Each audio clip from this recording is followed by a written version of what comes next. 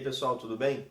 Na aula de hoje nós vamos aprender um pouco sobre o período regencial, que é o período que vai entre a abdicação de Pedro I do trono brasileiro e a ascensão ao trono de Pedro II. Bom, Dom Pedro I ele abdica do trono do Império do Brasil em 1831 e volta para Portugal para resolver questões familiares e questões do governo do Império Português. Com isso, ele deixa o trono do Brasil para o seu herdeiro, o filho Pedro II. O que acontece é que Pedro II ainda era menor de idade, por conta disso não podia assumir o trono do Brasil. Então, enquanto perdurasse esse momento em que Pedro II não tinha idade suficiente, era o governo brasileiro executado por grupos que nós chamamos de grupos regenciais. Bom, antes de falar sobre esses grupos, nós devemos falar sobre os grupos políticos, as classes políticas, as organizações que aconteciam naquela época no Império. Nós temos basicamente ali três grandes grupos. Nós temos ali os liberais moderados, que eram representados por pequenos proprietários rurais, alguns padres, alguns funcionários públicos. Então, a gente tem ali como um dos principais representantes o padre Diogo Antônio Feijó. E eles defendiam a centralização do poder. Já os liberais exaltados, eles eram compostos por proprietários rurais, por oficiais do exército, por alguns padres e profissionais liberais.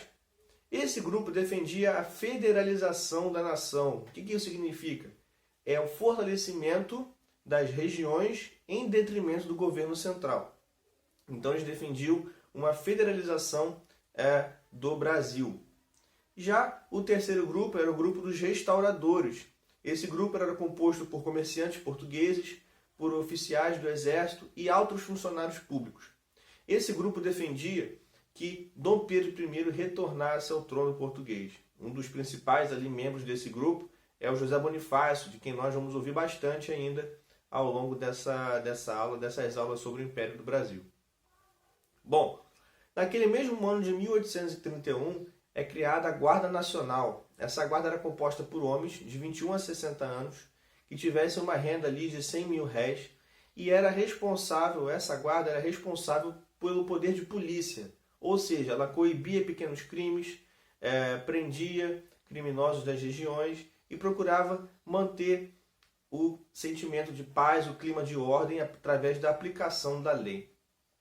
Além disso, no mesmo ano de 1831, foi criado o Código de Processo Criminal, em que ele estabelecia as normas para a execução da justiça. Ou seja, de certa forma ela dava autoridade aos juízes de paz, aos juízes das regiões, e descentralizava o poder judiciário, de modo que os juízes em cada região poderiam ser os responsáveis por julgar e determinar se a pessoa seria presa ou não, dependendo dos delitos que ela tivesse cometido nas regiões do país. Então, cada região poderia ter a sua autonomia jurídica, de certa forma.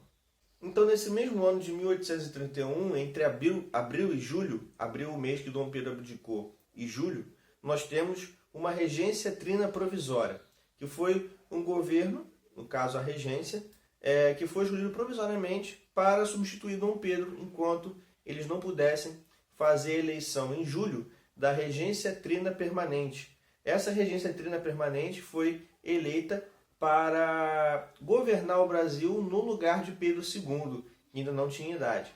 Bom, essas três pessoas escolhidas para ocupar o cargo foram Francisco de Lima e Silva, um militar, João Braulio Muniz e José da Costa Carvalho. Esses três homens foram eleitos para compor a regência trina permanente. Bom, dando sequência a isso, nós temos a criação do Ato Adicional de 1834. Esse ato cancela os conselhos provinciais e os substitui pelas Assembleias Legislativas Provinciais. Esse ato também dissolve o Conselho de Estado e também substitui a regência trina permanente por uma regência una, ou seja, uma regência que era chefiada por apenas uma pessoa eleita de 4 em 4 anos. Bom, acontece a eleição para esse cargo de regência una e quem vence é o padre Diogo Antônio Feijó, aquele liberal moderado que eu tinha falado um pouco mais cedo. Bom, Ele era um político favorável ao Ato Adicional de 1834, só que a partir do momento que ele assume o governo, ele enfrenta uma forte oposição do Legislativo, que tinha a maioria dos liberais progressistas, que não enxergavam a política da mesma forma que o pai Diogo Antônio Feijó. Acontece que ele não consegue sustentar, não consegue enfrentar a sua posição política, e durante o seu governo também acontecem duas grandes rebeliões, que foram a Revolução Farroupilha e a Cabanagem. Com isso, ele perde a força política e acaba renunciando, e em seu lugar assume Pedro de Araújo. E Pedro de Araújo, assim que assume o governo, centraliza o poder novamente. Então, ele cria a Lei de Interpretação do Ato Adicional, em que revoga as decisões descentralizadoras do Ato de 1834 e ele dá mais poder para o governo central. Bom, a gente aqui pode também falar um pouco sobre as revoltas que aconteceram no período da regência. Vou falar sobre as principais aqui. Rapidamente eu posso falar da Sabinada, que foi um movimento dos militares baianos, né, contra a ingerência do governo, da regência no governo local. A gente tem também a Balaiada, que foi uma revolta popular que aconteceu no Maranhão, contra a aristocracia daquela região. Essas revoltas a gente não vai falar muito não, só dou uma pincelada mesmo para vocês saberem que elas aconteceram. Nós vamos falar de maneira um pouquinho mais profunda, né, sobre a cabanagem, a revolta dos malês e a Revolução Farroupilha. Bom, a cabanagem acontece no estado do Grão-Pará. Esse estado tinha uma aristocracia muito forte de origem portuguesa. Os portugueses detinham grande poder nesse estado, tanto poder econômico quanto poder político. Acontece que todos eles tinham uma vida muito confortável, geralmente viviam na capital, em Belém, enquanto a população mais pobre vivia nas regiões mais afastadas da província. E eles tinham uma carestia, uma pobreza muito grande. Na verdade, o nome cabanagem vem da moradia dos mais pobres, né? Que eles moravam em cabanas, à beira do rio.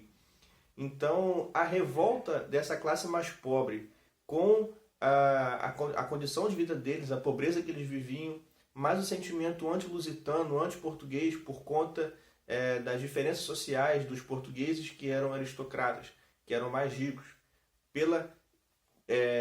em detrimento da vida que eles viviam, uma vida de pobreza, gerou esse sentimento de levante, gerou uma revolta, conhecida como cabanagem, né?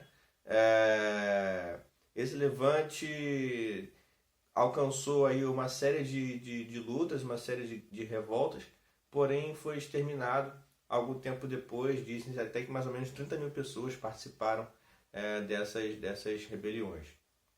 Bom, a revolta dos malês acontece em Salvador. Essa revolta tem esse nome dos malês porque malê era uma palavra que designava africanos convertidos ao Islã.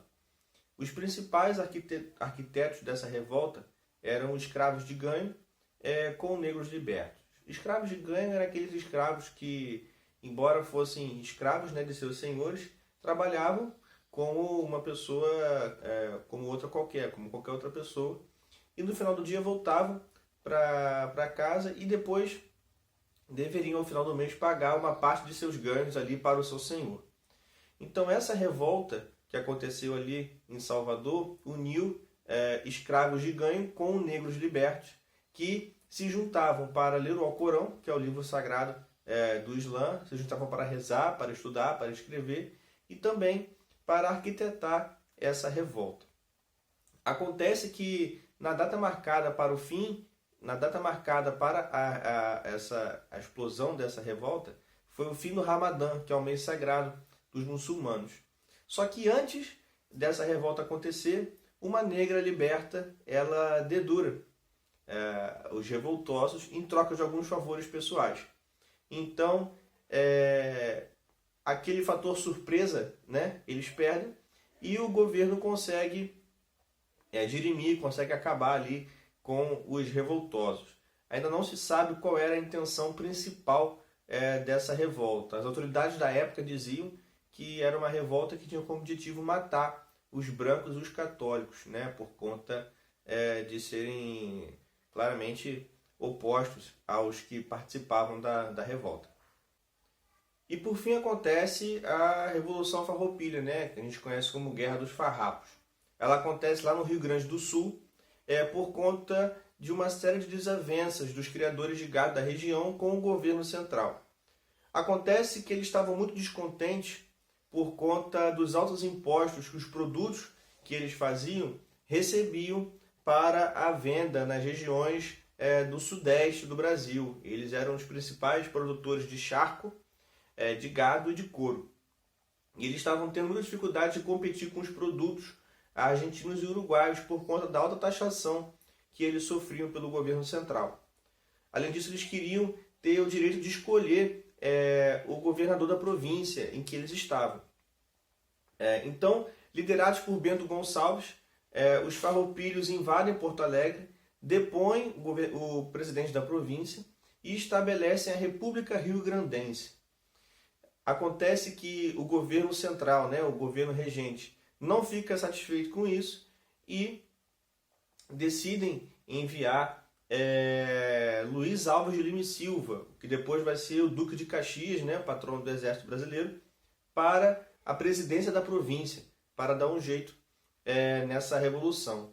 Nesse meio tempo, acontece que Giuseppe Garibaldi e Anita Garibaldi, sua mulher, também lideram os revoltosos e fundam a República Juliana, no estado de Santa Catarina. Giuseppe Garibaldi, não sei se vocês lembram, mas foi um dos líderes do movimento de unificação italiana, certo? Então é legal perceber que o Giuseppe Garibaldi foi um fator aí, tanto presente na Itália, na história da Itália, quanto na história do Rio Grande do Sul, tá? Por fim, o Duque de Caxias é escolhido para ser o presidente da província e ele começa a atacar os revoltosos. Dentro dos revoltosos, ele começa a se aproveitar das fraquezas das lideranças e começa a atrair aqueles líderes mais moderados, de modo a deixar os republicanos mais exaltados isolados do resto da liderança.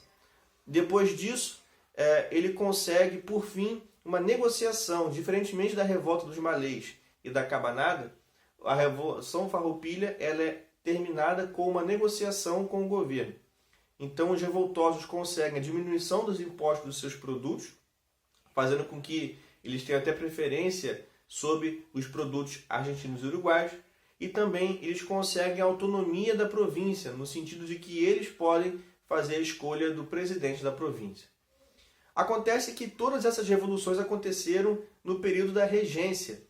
Então os governantes percebiam que não estavam conseguindo ter um controle de fato de todo o território nacional durante o período regencial. Essa dificuldade eles não enxergavam como ser resolvida, a não ser colocando Pedro II como um papel unificador, sob o papel de unificador da nação. Ele enxergava Pedro II como responsável por unificar o país em torno da coroa portuguesa, assim como fez seu pai, Pedro I, no período da independência do Brasil. Então, os políticos liberais estimulam a maioridade de Pedro II até que eles conseguem fazer com que Pedro II, aos 14 anos, torne-se maior de idade e, a partir daí, assuma o trono do Brasil. Bom, agora em diante já começa o segundo reinado, o período do segundo reinado, e nós vamos trabalhar esse assunto numa próxima aula. Espero que tenham entendido, que tenham gostado. Um abraço.